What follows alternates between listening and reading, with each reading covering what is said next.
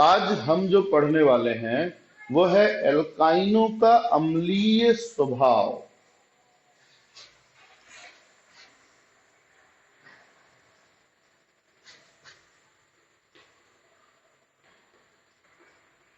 Alkyne का अम्लीय स्वभाव।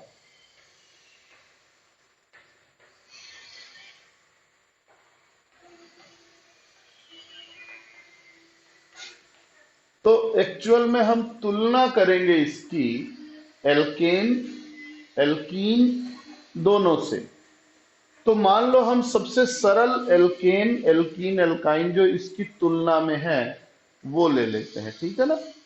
तो हम लेते हैं एथेन, एथीन और एथाइन। एथेन का सूत्र है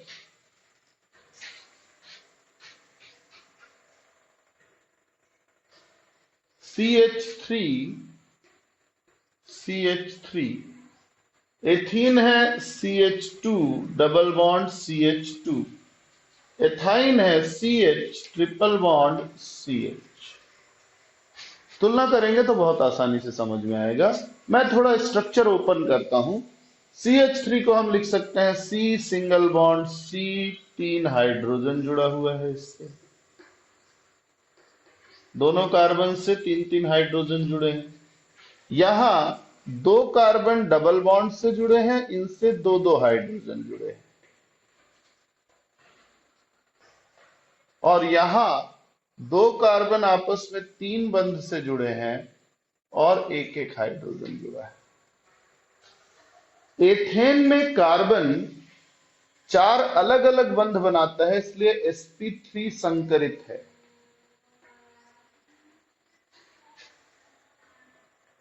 एथीन में कार्बन 1, 2, 3 परमाणुओं से जुड़ता है, बंध भले 4 बनाता है पर जुड़ता 3 से है, इसलिए sp2 संकरित है। एथाइन में कार्बन सिर्फ 2 चीजों से जुड़ता है, बंध 4 ही बनाएगा, संकरण sp है। ठीक है। अब sp3 संकरण को देखें तो इसमें s होता है 25% और p होता है 75%। sp2 में s होता है 33% और p होता है 67%। sp में s होता है 50% और p होता है 50%। इसमें किसी को दिक्कत है भाई? यहां तक क्लियर है? ठीक है। अब आप सबको पता है कि जो भी पदार्थ इलेक्ट्रॉन को ले लेगा, ग्रहण करेगा, वो अम्ल कहलाता है। इलेक्ट्रॉन को ले लेगा या प्रोटॉन को त्याग देगा, H को H+ के रूप में निकाल देगा, वो क्या कहलाएगा? अम्ल कहलाएगा। आपने पढ़ा हुआ है ना, 11वीं 12वीं में पढ़ा हुआ है। ब्रॉन्स्टेड लॉरी के अनुसार प्रोटॉन दाता अम्ल। प्रोटॉन मतलब H+ को जो निकाल दे। अब अच्छी तरह समझिए कि s और p ऑर्बिटल में किसी परमाणु के नाभिक के नजदीक कौन सा कक्षक होता है, s या p? बता पाएंगे? किसी परमाणु की बात करें अगर हम, तो उसमें जैसे मान लो 3s है, 3p है, 3d है, 3 तरह के कक्षक हैं। तो नाभिक के ज्यादा नजदीक कौन होगा? 3s होगा कि 3p होगा कि 3d होगा? s।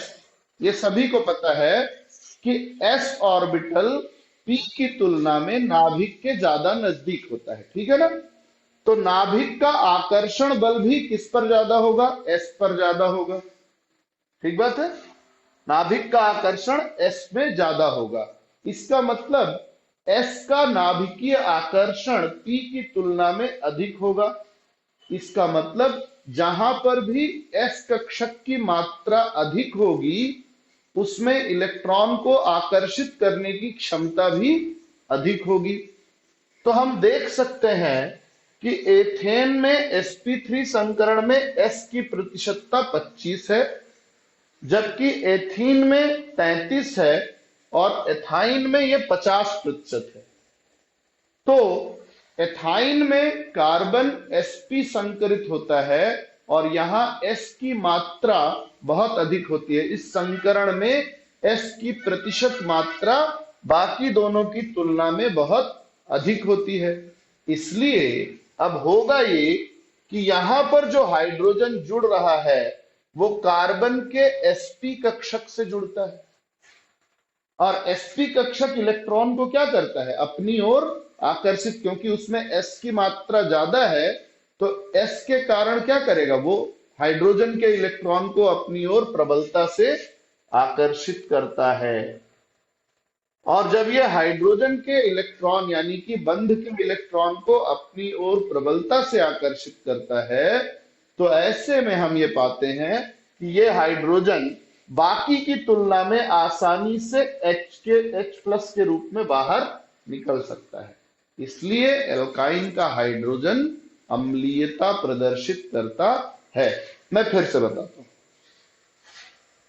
पहला पॉइंट, प्रोटॉन दाता अम्ल होते हैं। दूसरा पॉइंट, S कक्षक P कक्षक की तुलना में नाभिक के अधिक निकट होता है, अतः नाभिक का आकर्षण S कक्षक पर अधिक होता है। दूसरे शब्दों में S कक्षक P की तुलना में अधिक विद्युत ऋणात्मक हो जाता है। तीसरा, एल्काइन में कार्बन sp संकरित होता है, जहां संकरित कक्षक में 50% S का कैरेक्टर होता है, S चरित्र 50% होता है। एल्काइन में हाइड्रोजन कार्बन के sp कक्षक के साथ बंधा होता है, sp कक्षक के साथ जुड़ा होता है, जिसकी विद्युत ऋणात्मकता sp2 और sp3 की तुलना में ज्यादा होती है। इसलिए बंध का इलेक्ट्रॉन युग्म कार्बन की ओर खींचा होगा, कार्बन की ओर खींचा रहता है, जिससे हाइड्रोजन आसानी से H+ के रूप में बाहर निकल सकता है। अतः एल्काइन का हाइड्रोजन अम्लीयता प्रदर्शित करता है। ठीक है, तो इसीलिए आप देखेंगे कि यहां जो रिएक्शन हुआ था, एक रिएक्शन मैंने आपको बताया था अगर याद हो, कि जब ये सोडामाइड से रिएक्शन करता है या डायरेक्टली सोडियम से भी हम कराएं तो होता यह है कि दोनों साइड के हाइड्रोजन जो है, या दो अणु ले लो, एक एक हाइड्रोजन आसानी से H+ के रूप में निकल जाएगा और सोडियम उसकी जगह ले लेगा। तो आपको मिल जाएगा 2HC triple bond CNA, Na धनात्मक और C ऋणात्मक, H2 बाहर। ठीक है, तो इस तरीके से हम ये साबित कर सकते हैं कि ये अम्लीय होता है। इसके बाद चक्रीकरण, एक छोटा सा रिएक्शन है और चैप्टर आपका खत्म हो जाता है।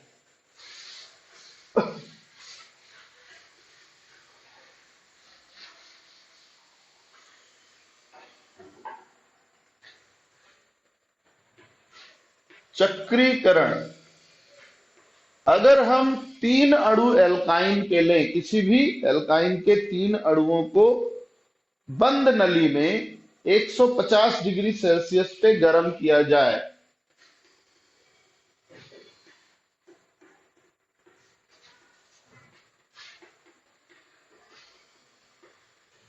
तो ये चक्रीय या एरोमेटिक यौगिक का निर्माण कर लेते हैं।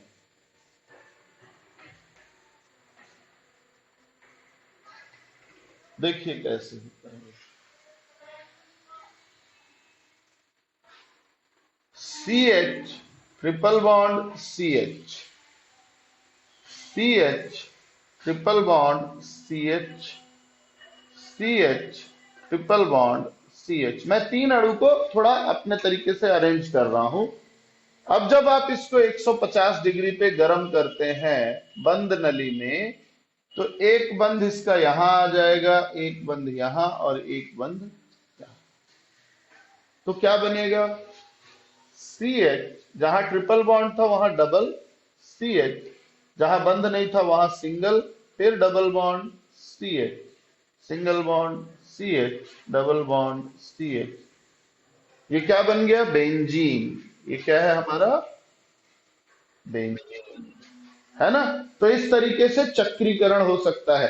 ज्यादा भी हो सकता है, तीन लिया तो तीन का, चार लेंगे तो चार को भी इसी तरीके से जोड़ सकते हैं।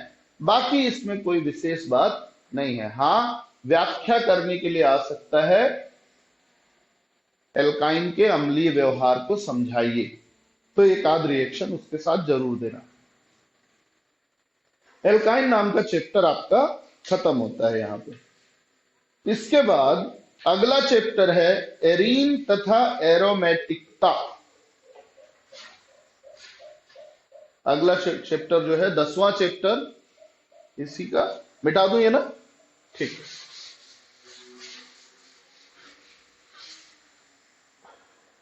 अब देखो आज गलती क्या हुई, आज रिकॉर्डिंग चालू नहीं। हाँ है, ठीक है। एरीन तथा एरोमेटिकता। एरोमेटिकता को हिंदी में सौरभीय लक्षण भी कहते हैं।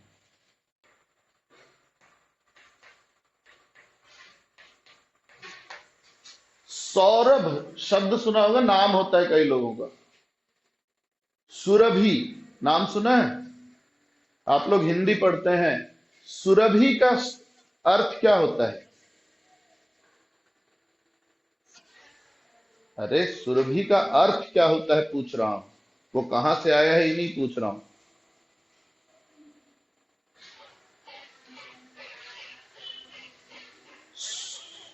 नहीं, ऐसे ही इंग्लिश में जो हम एरोमा वर्ड बोलते हैं, इस शब्द की उत्पत्ति ग्रीक भाषा से हुई है। एरोमा, एरोमा का अर्थ होता है गंध, जैसे सुरभि का अर्थ भी होता है गंध। ठीक है? तो एरोमा मतलब होता है गंध, सुगंध के टर्म्स में देते हैं। और आप अगर कभी खाना बनाने में इंटरेस्टेड हो, खाना बनाने का शौक रखते हो, और आप YouTube पे कोई चैनल देखते हो खाना बनाने में, तो वो बताते हैं मसालों में ये मसाले एरोमेटिक हैं। एरोमेटिक मसाले कौन कौन से? इलायची, लौंग, दालचीनी, ये सब क्या होते हैं? एरोमेटिक मसाले, खुशबूदार मसाले। ठीक है? तो इस तरीके से एरोमा शब्द की उत्पत्ति हुई गंध से। एरोमेटिक का मतलब होता है पहले। ठीक है ना? पहले पहले जब इस तरह के यौगिक मिले, तो ये यौगिक कहां से मिले थे? दालचीनी के तेल से या खुशबूदार तेलों से प्राप्त हुए थे। तो जो पदार्थ खुशबू देते हैं, उनसे प्राप्त कार्बनिक यौगिकों को पहले नाम दिया गया एरोमेटिक पदार्थ। पर यह तो कोई सही व्याख्या नहीं हुई, है ना? ये तो सही तरीके की व्याख्या नहीं हुई। तो बाद में एरोमेटिक किसको कहा गया? तो एरोमेटिक शब्द अब बेंजीन और ऐसे चक्रीय यौगिकों के लिए प्रयोग में लाया जाता है जिनका रासायनिक व्यवहार बेंजीन के जैसा होता है। अब ये क्या है बेंजीन के जैसा व्यवहार? तो सबसे पहले एरोमेटिक की जो परिभाषा मेरे को ठीक लगती है वो मैं आपको बताता हूं। ठीक है ना? अब आपको लगेगा कि अरे सर अलग परिभाषा दे रहे हैं। नहीं नहीं, कई अलग अलग लेखकों ने, अलग अलग साइंटिस्ट ने अपनी परिभाषा में मिला जुला के एक परिभाषा बताता हूं आपको। ऐसे चक्रीय, पहली बात चक्रीय होना चाहिए, दूसरा समतल, असंतृप्त कार्बनिक यौगिक,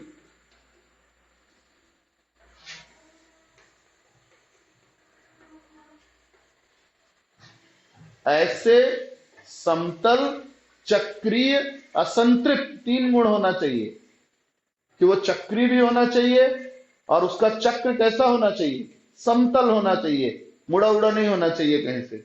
असंतृप्त यानी उसमें डबल या ट्रिपल बॉन्ड भी होना चाहिए। कार्बनिक यौगिक जो अतिरिक्त स्थायित्व प्रदर्शित करते हैं, जो अपवादिक रूप से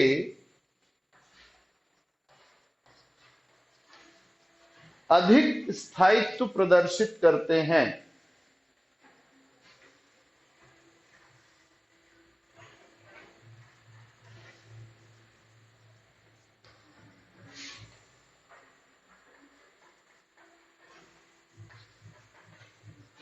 उनको हम एरोमेटिक यौगिक कहेंगे, है ना, और इनका गुण एरोमेटिकता कहलाएगा।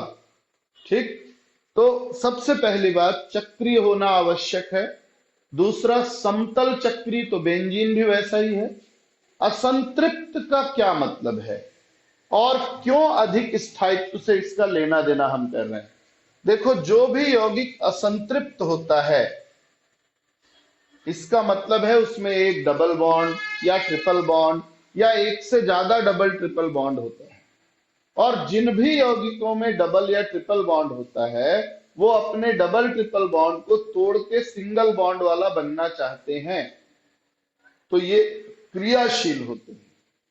पर अगर हम बेंजीन को देखें तो बेंजीन की सूत्र के हिसाब से इसमें 3 डबल बॉन्ड है, तो नियम के हिसाब से बेंजीन को बहुत क्रियाशील होना चाहिए क्योंकि उसमें 3 डबल बॉन्ड है। लेकिन बेंजीन उतना ही अधिक स्थायी होता है, वो रासायनिक क्रिया आसानी से नहीं करता। वो एल्कीन जैसा व्यवहार, यानी जैसा हम सोच रहे थे कि इसको क्रियाशील होना चाहिए, ये उतना क्रियाशील नहीं होता, ये तो बहुत स्थायी होता है। तो इसलिए हम कहते हैं कि ये अपवादिक रूप से अधिक क्या है, स्थायी है। इस तरह से जो व्यवहार करे उसको हम कहेंगे एरोमेटिक यौगिक। कुछ गुण हैं, ये चक्रीय होते हैं, कभी कभी 5, 6, 7, 8 इससे ज्यादा चक्र भी, बड़े कार्बन भी हो सकते हैं। इनमें एकांतर डबल बॉन्ड पाया जाता है। बेंजीन में देखो, एक डबल बॉन्ड, एक single bond, double bond single bond, double bond single bond, मतलब एकांतर द्विबंध पाया जाता है। नंबर 3, ये बेहद कम क्रियाशील होते हैं। नंबर 4, अब देखो क्या होता है, योगात्मक यौगिक, अगर मैं इसमें ब्रोमीन की क्रिया करूं इस वाले यौगिक में, तो ये क्या करेगा कि अपने डबल बॉन्ड को तोड़ लेगा और दोनों साइड में ब्रोमीन जोड़ लेगा। लेकिन अगर इसी ब्रोमीन की क्रिया मैं बेंजीन से करूं तो बेंजीन क्या करेगा, यहां पे जो हाइड्रोजन है उसको हटा देगा, अपने डबल बॉन्ड को नहीं तोड़ेगा।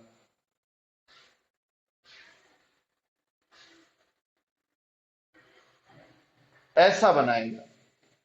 तो बेंजीन अपने डबल बॉन्ड को नहीं तोड़ता, बल्कि जो हाइड्रोजन पहले से उसमें उपस्थित है उसके बदले ब्रोमीन को लेता है।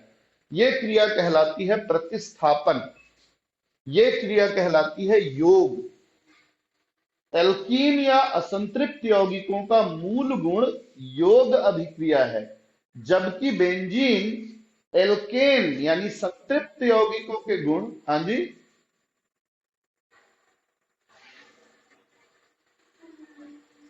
बेटा आपके यहाँ नेटवर्क बताया बार बार है ना, ऐसा हो जाता है, थोड़ी देर में दिखने लगेगा। अगर नेटवर्क सही होगा तो क्लियर हो जाएगा। यहां तक पूरी सप्लाई है, तो कुछ लोगों को दिख रहा होगा साफ साफ, कुछ लोगों को प्रॉब्लम जा रही होगी। मैंने पहले ही बताया ऐसा नेटवर्क के कारण होता है ना। अब देखिए क्या होता है, नहीं नहीं बिल्कुल साफ दिख रहा है यार, मैं फ्रंट कैमरे से रिकॉर्ड करता हूं ना, तो फ्रंट कैमरे में जैसा मेरे को दिखेगा वैसा ही आपको दिखेगा, उसमें प्रॉब्लम है ना। चलिए ठीक है, हाँ रोटेट कर लो आप, कैमरा ऐसे सीधा रखोगे तो नहीं दिखेगा बेटा, ऐसे करो और रोटेशन ऑन करो, ऑटो रोटेट, तो फुल स्क्रीन पे जब आएगा तो साफ दिखेगा। चलिए ध्यान से समझें, यहां जो योगात्मक क्रिया हुई है, योगात्मक क्रिया किसका लक्षण है, योगात्मक क्रिया लक्षण है एल्कीन का, और एल्काइन का जो आप पढ़ चुके। और यहां जो क्रिया हो रही है ये हो रही है प्रतिस्थापन क्रिया। प्रतिस्थापन क्रिया मूल लक्षण है एल्केन का, यानी संतृप्त यौगिक का। अब बेंजीन तो असंतृप्त है, बेंजीन में तो डबल बॉन्ड है, तो नियमतः उसको किस तरह का लक्षण प्रदर्शित करना चाहिए था? योगात्मक वाला। पर वो कर कौन सा लक्षण रहा है? एल्केन जैसा, प्रतिस्थापन क्रिया। तो इस तरीके से बेंजीन अपने गुण की बजाय ज्यादा स्थायी यौगिक के गुण दर्शा रहा है, ये एरोमेटिक लक्षण है। इसके अलावा हाइड्रोजनीकरण की ऊष्मा मैं आपको आगे बताऊंगा। तो बेंजीन और इसके सजात। अब इसमें आपको एक और चीज थोड़ी सी समझनी है कि बेंजीन में स्थिति कैसे पहचानते हैं। आज यही दो टॉपिक डिस्कस करेंगे अपन।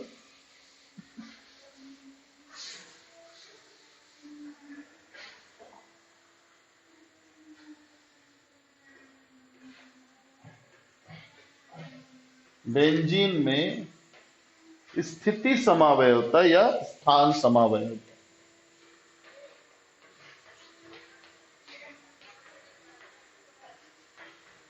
ठीक है, ध्यान देंगे।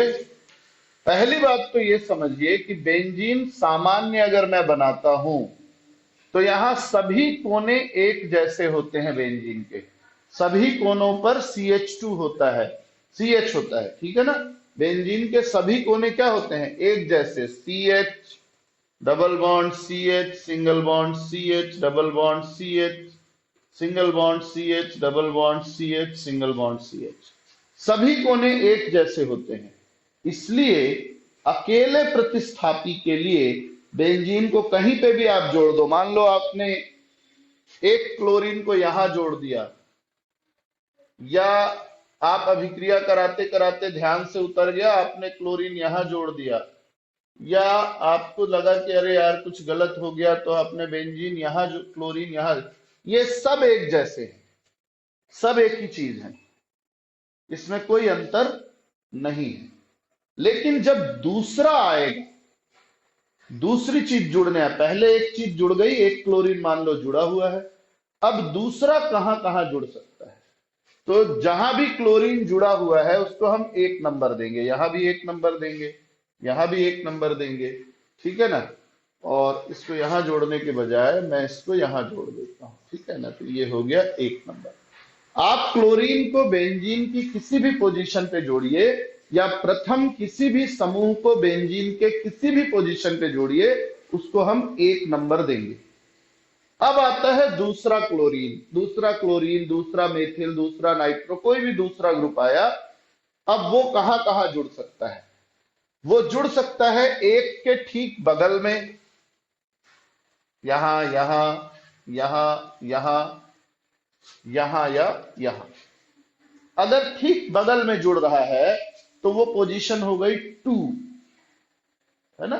1 के बाद उसी को हम क्या देंगे? 2। तो 1 2, या कभी कभी इसी को 1 6 भी कह देते हैं। ये दोनों ही पोजीशन आर्थो नाम से जानी जाती है, आर्थो। Cl Cl या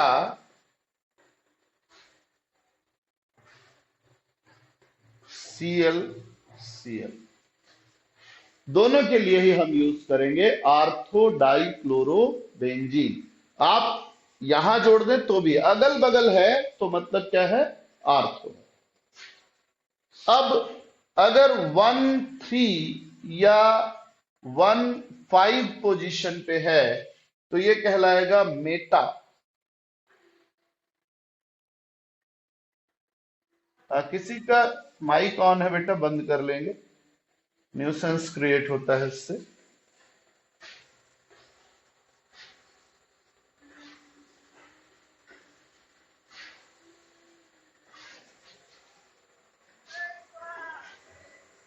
ऐसी दोनों ही स्थितियों को हम क्या नाम देंगे? मेटा, दोनों एक जैसा है। और बच गया 1,4, इसको हम कहेंगे पैरा।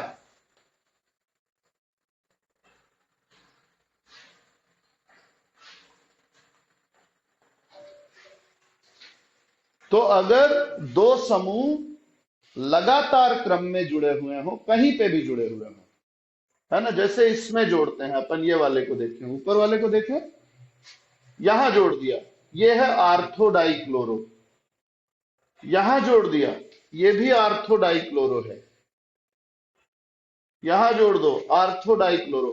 अगल बगल की पोजीशन में जुड़े हुए दो समूह उपस्थित हैं तो ये कहलाएगा आर्थो स्थिति। एक कार्बन छोड़ के अगर जुड़ रहा है, एक कार्बन छोड़ के, तो वो है मेटा स्थिति।